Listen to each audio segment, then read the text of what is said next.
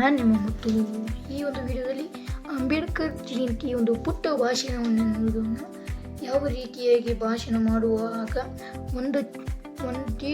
ಯಾವ ರೀತಿಯಾಗಿ ಭಾಷಣ ಮಾಡುವುದು ಎಂದು ಈ ವಿಡಿಯೋದಲ್ಲಿ ನೋಡೋಣ. ಇದರಲ್ಲಿ 5 ಪಾಯಿಂಟ್ಗಳಿರ್ತವೆ. ನೀವು 1ನೇ ಪಾಯಿಂಟ್ 2ನೇ ಪಾಯಿಂಟ್ ಅಂತ ಹೇಳೋದು ಅವಶ್ಯಕತೆ ಇಲ್ಲ. ಪಾಯಿಂಟ್ಗಳನ್ನು ನೆನಪಿಡುವಂಥ ಹೋಗಿ. ಹಾಗಾದರೆ ನೋಡೋಣ ಭಾಷಣ.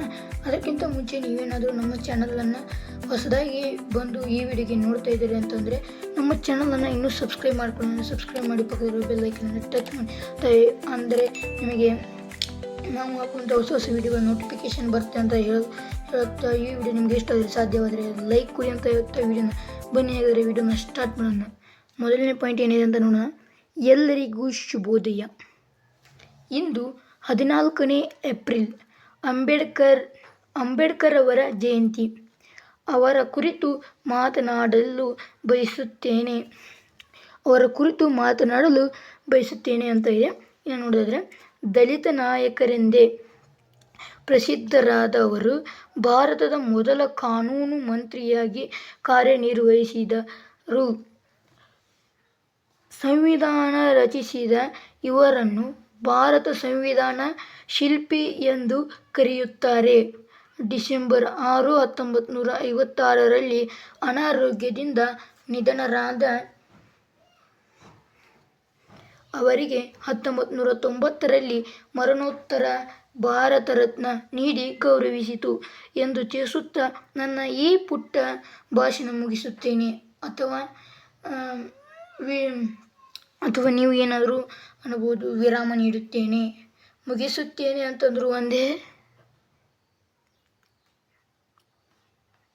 ವಿರಾಮ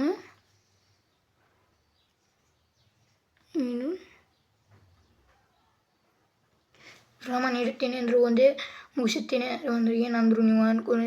ಇನ್ನು ಲಾಸ್ಟ್ ಪಾಯಿಂಟ್ ಏನಿದೆ ಅಂದರೆ, ಅಂಬೇಡ್ಕರ್ ಅವರಿಗೆ ಜಯವಾಗಲಿ, ಜೈ ಹಿಂದ್, ಜೈ ಭಾರತ್. ಮತ್ತೊಮ್ಮೆ ನೋಡ್ತೀನಿ, ಎಲ್ಲರೂ ನಾನು ಈ ಸಲ ಅರ್ಥ ಮಾಡ್ಕೊತಿಲ್ಲ, ಲಘು ಹೇಳ್ತೀನಿ.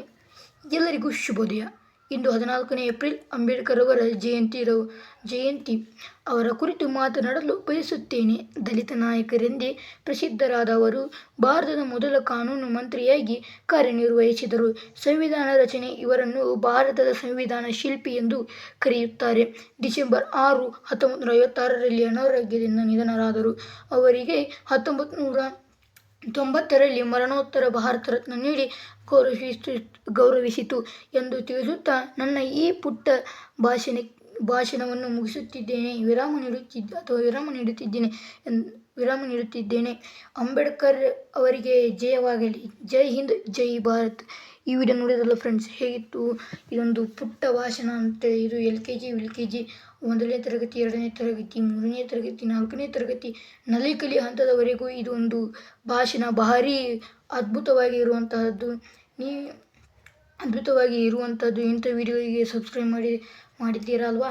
ಮಾಡಿದ್ದೀರಿ, ಓಕೆ. ಹಾಗಾದರೆ ಈ ವಿಡಿಯೋನ ಇಲ್ಲಿಗೆ ಮುಗಿಸ್ತಾ ಇದ್ದೇನೆ. ಮತ್ತೊಂದು ವಿಡಿಯೋದಲ್ಲಿ ಹೊಸದಾಗಿ ನಾನು ನಿಮ್ಮನ್ನು ಭೇಟಿಯಾಗುತ್ತೀನಿ ಅಂತ ಹೇಳುತ್ತಾ ಧನ್ಯವಾದಗಳು.